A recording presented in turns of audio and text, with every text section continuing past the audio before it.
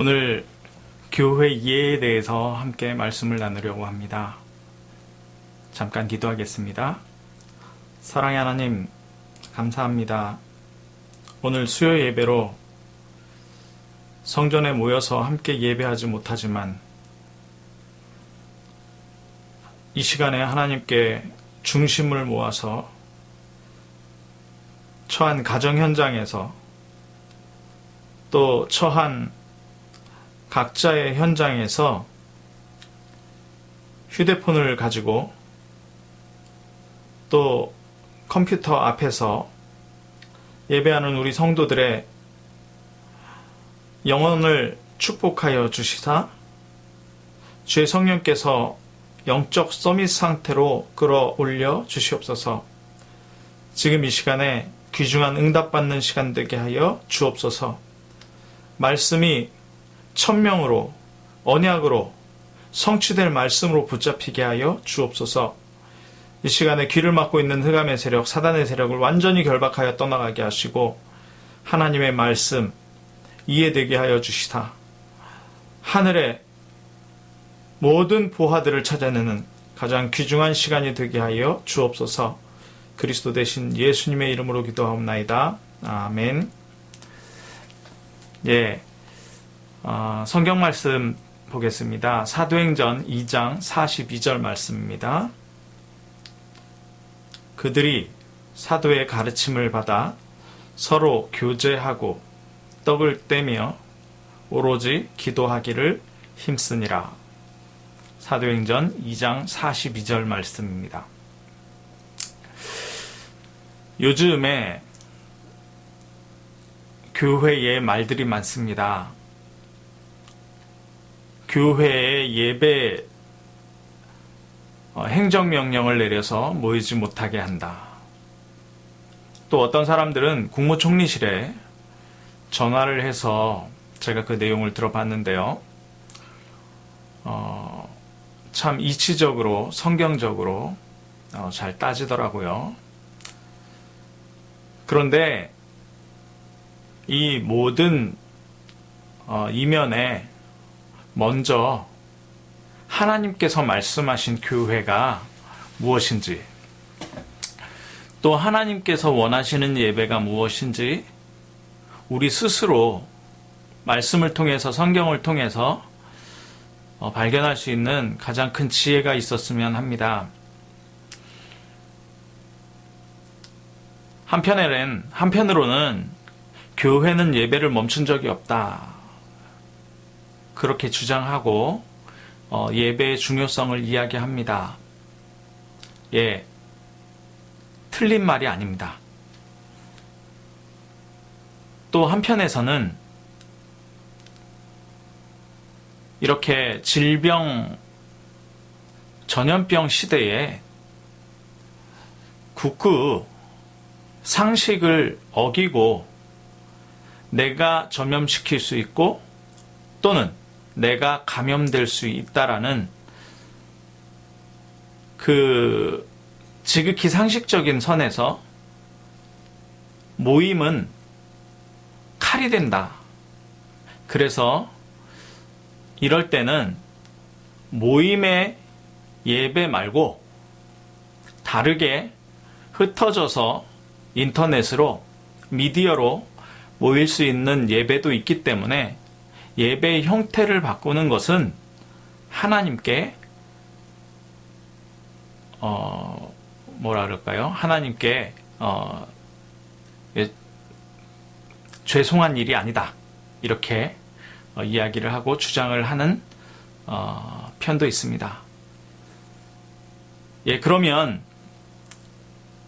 이 두 주장 가운데에서 정말 중요한 것은 사람의 말이나 사람의 표현이 아니라 하나님께서 성경을 통해서 어떻게 말씀하고 계시는지, 그래서 내가 이 상황을 어떻게 성령으로 인도받을지 판단하는 것이 가장 중요하다고 생각합니다. 교회에 대한 올바른 이해가 우리에게 먼저 있어야 되겠습니다.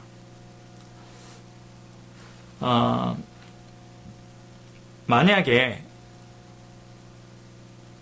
교회가 형태적인 것이라면 초대교회는 당연히 이단이 되는 것입니다. 왜냐하면 6월절이나 절기나 7번씩 모든 남자들은 그 자녀들을 데리고 그리고 하나님께 드릴 제물을 가지고 예루살렘으로 모여야 합니다. 그런데 오늘 사도행전 2장의 현장은요, 예루살렘 교회가 아니라 다른 교회에 모인 것입니다.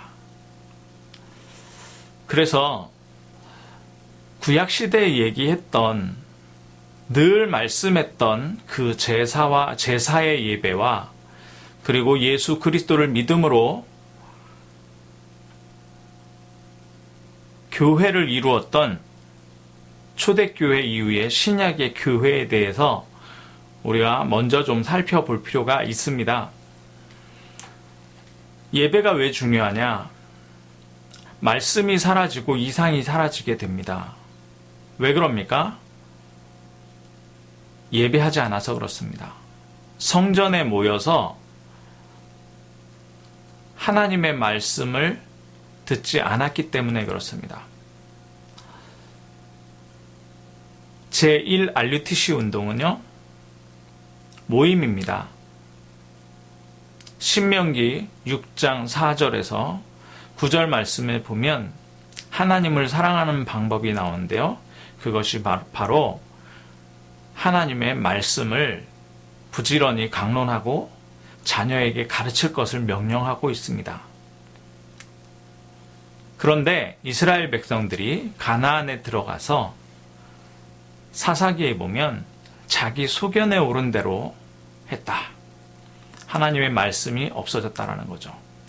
사무엘상에 보면 사무엘이 성막으로 지성소 옆으로 들어갑니다. 법궤 옆에 누웠다라고 얘기했습니다. 그런데 어떻게 법궤 옆에 누워 있을 수 있을까요? 바로 사람들이 예배를 놓쳐서 지성소, 바로 성막이 없어졌고 성전도 없을 때였습니다. 그런데 성경에서는 뭐라고 얘기하냐면 그 시대에 말씀이 희미해지고 이상이 끊어졌다라고 얘기합니다. 반대로 요시야 시대에 요시야 왕이 성전을 재건하고 성벽에서 두루마리를 찾아냅니다. 하나님께서는 그것을 얼마나 좋아하셨던지 요시야 왕을 다윗의 뒤를 이어 하나님의 마음에 합한 자라고까지 이야기합니다. 그런데 율법을 잘 지키고 성전에서 계속 예배했던 것이 하나님을 예배하는 것이 아니고 그게 의식화되고 그게 단순히 전통이나 문화가 돼버리면 어떻게 될까요? 그 안에 내용물은 까먹고 형식과 형태만 남아버리는 것입니다. 그 결과 예수 그리스도가 이 땅에 오셔서 모든 사람을 구원할 메시아라는 사실조차 은폐하고 숨기고 자신들의 자리를 지키려고 했던 사람들이 초대교회 예수님 시대에 바리새인들이요, 서기관들이요, 제사장들과 대제사장들이라는 것을 우리가 성경을 통해서 보았습니다. 이때 예수님은 휘장을 찢었죠. 그리고 제자들은 예루살렘으로 모인 것이 아니라 감람산으로 모였습니다. 감람산으로 모였다가 예루살렘으로 들어가는 것이 아니라 마가의 다락방에 모였습니다. 자, 그렇다면 현대교회는 어떨까요? 성당에 다니는 천주교인들은 하나님의 말씀 위에 교회가 있다라고 얘기합니다. 그렇기에 교황이 성경을 해석하면 그대로 받아들입니다. 성경을 왜곡하면 그대로 받아들입니다. 자, 오늘날 교회는 어떻습니까? 하나님의 말씀을 따라가고 있습니까? 아니면 자기의 유익에 따라 하나님의 말씀을 갖다 붙이고 있습니까? 교회라고 이야기할 때 전체 교회 그리고 우리 교회를 보는 것이 아니라 나 자신을 봐야 되겠습니다. 나는 신앙생활을 어떻게 하고 있는지, 사람들의 말이나 내 기준과 방법, 아니면 나의 오래된 교회 다니던 그 습성을 따라서 하고 있지는 않은지 한번 점검해 봐야 되겠습니다. 자, 그렇다면 이번 주 주보의 수요 예배에 교회 이해라는 본문이 실려져 있습니다. 같이 보시면서 말씀을 나누도록 하겠습니다. 첫 번째입니다. 성경이 말씀하는 교회의 본질은 무엇일까요? 교회는 골로새서 1장 13절의 말씀처럼 흑암 가운데 있는 자를 불러내서 모인 곳입니다. 첫 번째는 구원받은 개인이 교회입니다. 고린도전서 3장 16절에 사도 바울이 얘기합니다. 너희가 하나님의 성전이다. 왜 그렇습니까? 마태복음 16장 16절에 예수님이 베드로의 고백을 듣고, 무슨 고백입니까?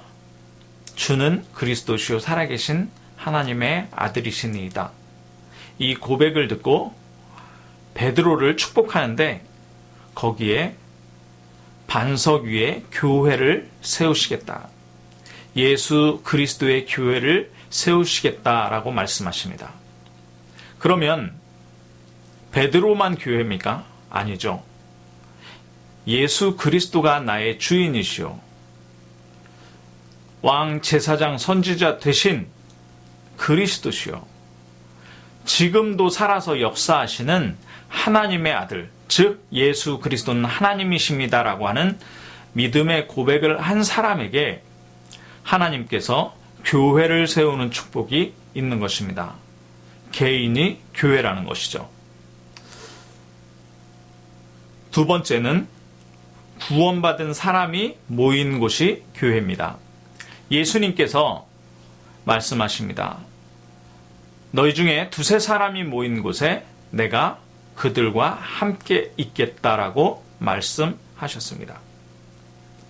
세 번째는 구원받은 자가 있는 현장이 교회입니다. 우리가 가는 직장, 우리가 사는 집, 가정, 우리가 발로 밟는 모든 곳이 교회입니다. 왜 그렇습니까? 그리스도로 말미암아 성부 하나님께서 우리에게 주시는 성령의 역사가 우리가 있는 모든 곳에 하나님 나라를 허락하시기 때문입니다. 흑암의 배경이 완전히 무너지기 때문에 그렇습니다.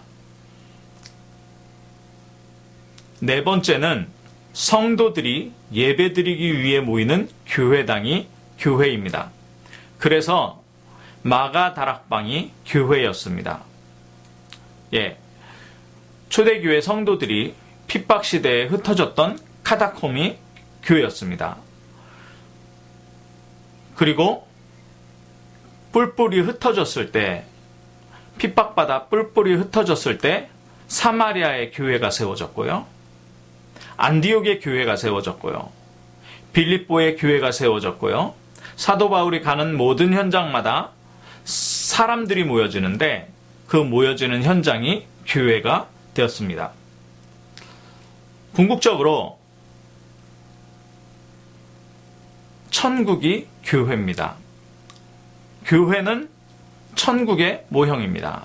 천국에서는 하나님께 찬양하며 예배하는 현장이 그려져 있습니다. 성경이 말씀하는 올바른 교회의 모습이 어떤 것일까요? 자, 우리는 교회의 원형을 초대교회로 보고 있습니다. 마가다락방 교회로 보고 있는 것입니다. 사도행전 1장 1절에 예수 그리스도를 이야기하고 있습니다. 예수 그리스도께서 나심과 가르치심과 제자들을 부르시고 가르치시는 것들을 볼 수 있습니다. 그 언약을 붙잡고 예수님의 마지막 명령을 붙잡는 것입니다. 하나님 나라의 일을 40일 동안 말씀하시고 성령의 충만함을 주실 것을 말씀합니다. 왜 그러냐? 땅끝까지 증인되어지기 때문에, 되어야 하기 때문에 하나님께서 우리를 증인으로 부르시겠다고 말씀하신 그 교회가 바로 마가다락방 교회입니다. 그래서 이 언약을 붙잡고 마가다락방에 모였죠. 사도행전 1장 14절에 120명이 모여서 오로지 성령 받기를 위하여 힘쓴 장소가 바로 마가다락방 교회입니다. 그 결과 사도행전 2장 1절부터 4절에 바람같이 불같이 성령이 각 사람 위에 임하게 됩니다. 그러니까 거기 모인 각 사람이 교회요, 또 그 성령의 충만함을 받은 사람이 교회요, 마가다락방이라는 장소가 교회가 되는 것입니다. 그래서 사도행전 2장 41절에 3천 제자 운동이 일어나는데요. 그 제자 운동이 일어날 때에 42절에 보니까 사도의 가르침을 받습니다. 성도 간의 포럼과 기도에 집중하게 됩니다. 여기에서 교회의 원형이 나오는 것입니다. 예배의 원형이 나오는 거죠. 자, 왜 예배에 모여야 합니까? 하나님의 말씀을 하나님께서는 주의 사자, 사도들에게 허락하셨습니다. 성도들은 이 말씀을 붙들고 포럼하며 거기에 나오는 기도 제목을 가지고 기도하는 것이 바로 예배입니다. 찬송하는 것이 바로 예배입니다. 사도행전 2장 46절에서 47절에 모여서 예배에 응답을 누리고 흩어져서 전도의 응답을 누리는 것입니다. 두 가지가 다 예배입니다. 흩어져서 영적 서밋 상태로 현장에 나아가 문제 당한 사람에게 답을 전달하는 것도 이 예배입니다. 그러나 큰 응답은 교회에 모여서 하나님의 계획을 선포하는 말씀을 가지고 함께 기도할 때에 응답이 옵니다. 혼자 기도할 수 있습니다. 그런데 마가다락방에 모였던 사람들은 함께 기도하여 성령의 충만함을 받았습니다. 우리가 혼자 있을 때 성령의 충만함으로 영적 서밋 상태에 올라가고 함께 모여 기도할 때에 지역 복음화와 민족 복음화, 237 복음화에 가장 귀중한 응답을 누려야 하겠습니다. 자, 그리고 두 번째 교회가 나옵니다. 안디옥 교회입니다. 사도행전 11장 19절에 30절 보니까 스데반의 일로, 스데반의 죽음으로, 순교로 말미암아 예루살렘 성도들이, 예루살렘 교회의 마가다락방의 성도들이 흩어졌습니다. 그래서 세워진 교회가 안디옥 교회입니다. 우리는 교회에 어려움이 올 때 그 어려움을 없애려고 기도하는 경우가 종종 있으나 하나님께서는 그 어려움을 통하여 사마리아를 복음화하시고 순교의 역사를 통하여 안디옥에 교회를 세우셨습니다. 이 교회가 처음으로 세계복음화를 위해서 선교사를 파송합니다. 성경에 나오는 자발적 선교의 첫걸음이 되는 교회가 되었습니다. 자, 그렇다면 세계교회가 어려움을 당하는 이유와 참된 교회의 방향이 무엇인가? 굉장히 중요합니다. 왜 세계교회가 어렵습니까? 80%, 90% 정도가 미자립 교회입니다. 선교를 해도 미자립 선교를 하고 있습니다.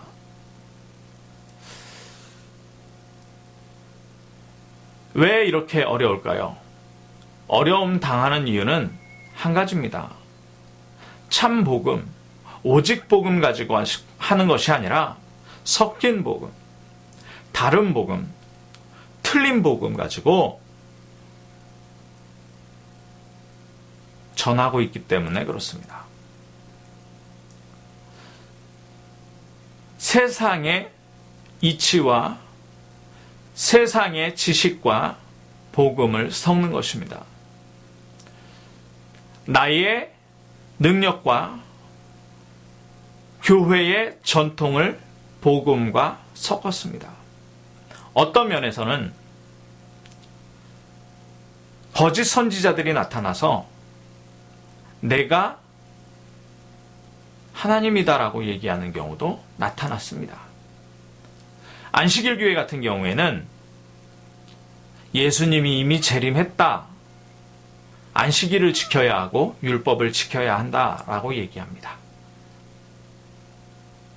이런 성경 안에 오직 복음, 오직 그리스도 아닌 다른 것을 가지고 사회 개혁을 가지고 율법주의를 가지고 신비주의를 가지고 인본주의를 가지고 교회가 문화화 되어버린 것입니다. 그래서 어려움이 오는 것입니다. 성경은 읽고 있으나 말씀의 능력이 나타나지 않습니다. 성령은 체험하고 있으나 참된 성령의 역사를 체험하지 못하고 있습니다. 그리스도는 배우고 있으나 그리스도의 삶중직과 그 능력으로 살아가는 힘을 완전히 놓쳐버렸습니다. 그러니까 마귀를 대적할 수 있는 힘이 없는 거죠. 세상을 이길 수 있는 힘이 없는 것입니다. 세상에게 지게 되고요. 사단에게 속게 되는 것입니다. 자, 그래서 세상을 이기는, 나를 이기는, 그리고 사단을 완전히 무릎 꿇게 하는 방법이 바로 오직 그리스도입니다. 이 오직 복음의 내용으로 전도와 선교의 방향을 맞춰서 생명과 제자의 열매를 남기는 것이 참된 교회의 모습입니다. 우리의 방향을 정확히 해야 됩니다. 하나님을 믿었더니 병이 나았다. 물론 그럴 수 있습니다. 하나님께 기도했더니 자식이 잘 됐다. 물론 그럴 수 있습니다.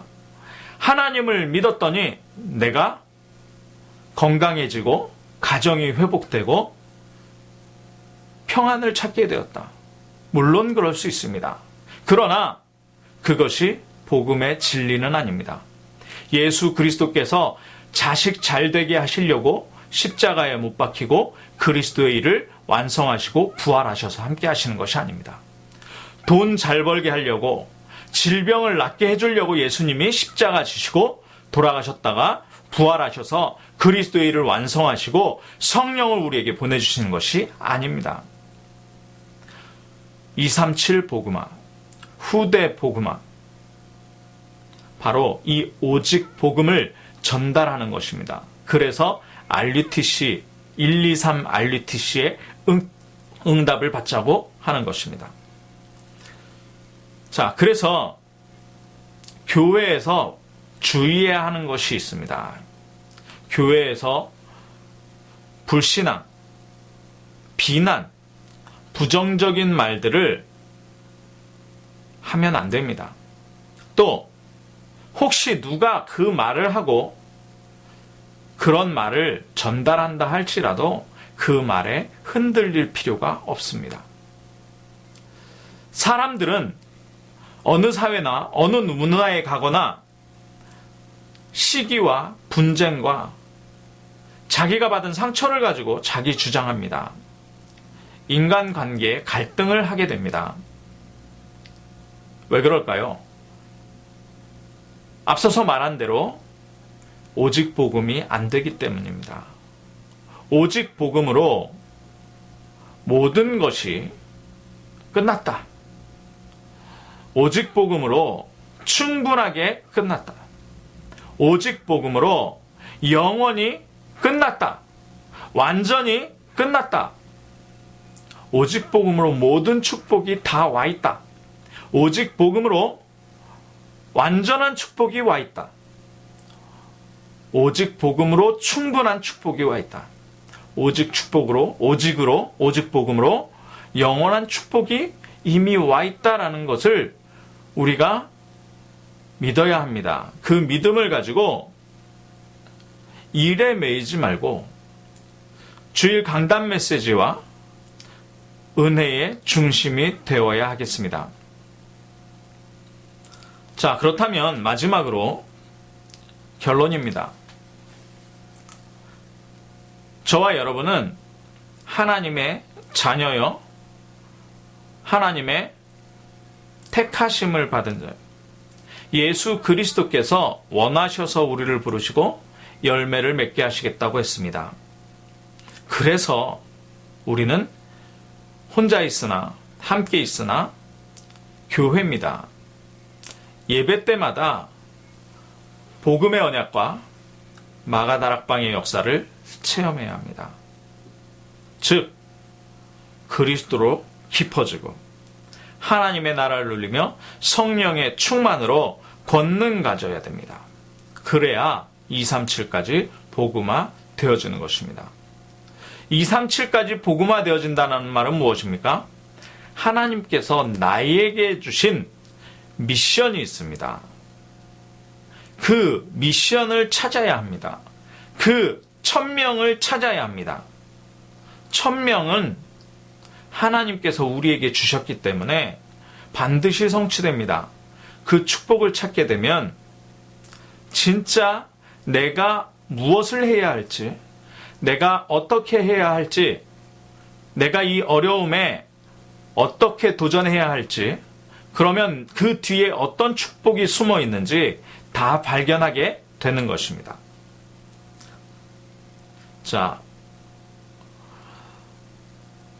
그리고 우리의 중심을 바로 해야 합니다. 우리는 말씀 중심의 예배 생활, 교회 생활을 해야 합니다. 하나님 말씀 중심. 자, 교회 중심의 생활을 해야 합니다. 그래서 온 교회들이 교회에 모이지 못하게 할 때에 반대를 하고 있는 것입니다. 자, 우리가 6일은 세상에서 살고요. 하루를 교회에서 생활합니다. 6일은 교회를 위한 생활이요. 6일은 예배를 위한 삶입니다.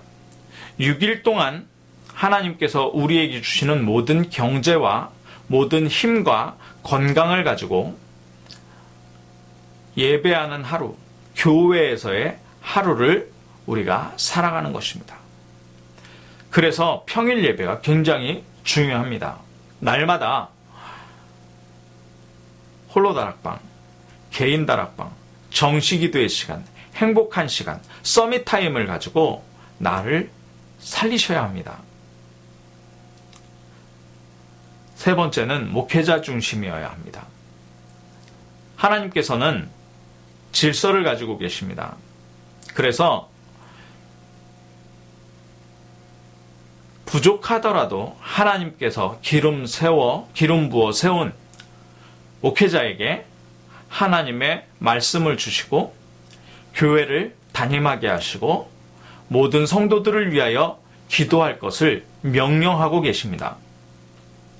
그래서 목회자를 보고 목회자 중심으로 살아가는 것이 아니라 하나님 앞에서 모든 성도는 목회자의 중심으로 살아가야 됩니다.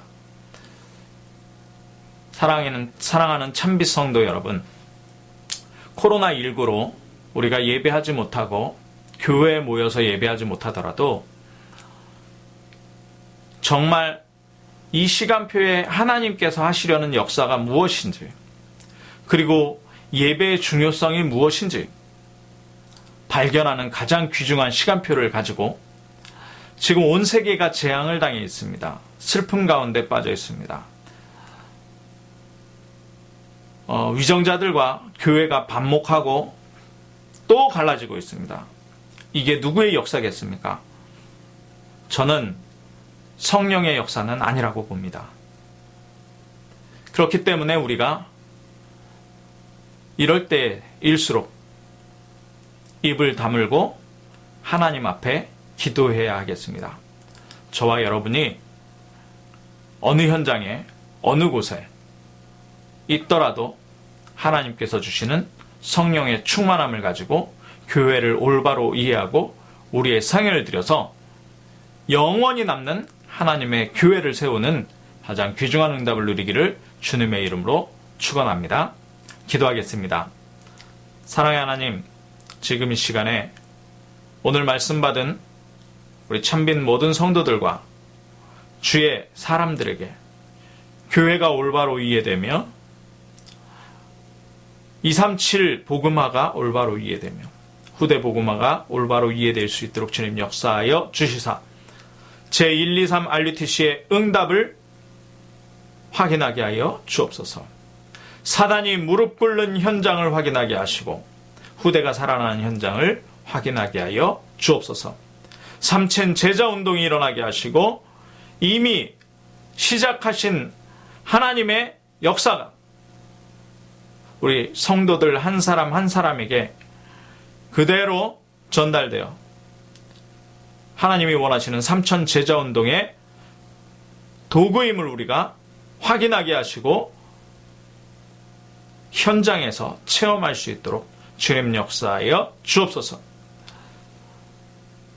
이 전염병 코로나19 사태를 하루빨리 종결되게 하나님 은혜를 내려주셔서 참 복음운동에 탄력받고 하나님의 역사가 전 세계에 전달되고 오직 복음운동으로 237 살릴 수 있도록 TCK 살릴 수 있도록 우리에게 은혜를 허락하여 주옵소서. 그리스도 대신 예수님의 이름으로 기도하옵나이다. 아멘. 참빛 성도 여러분, 오늘도 예배 가운데에서 받은 응답을 확인하며 깊은 기도 속으로 들어가도록 하나님께 기도하면서 생활하시기를 바랍니다. 감사합니다.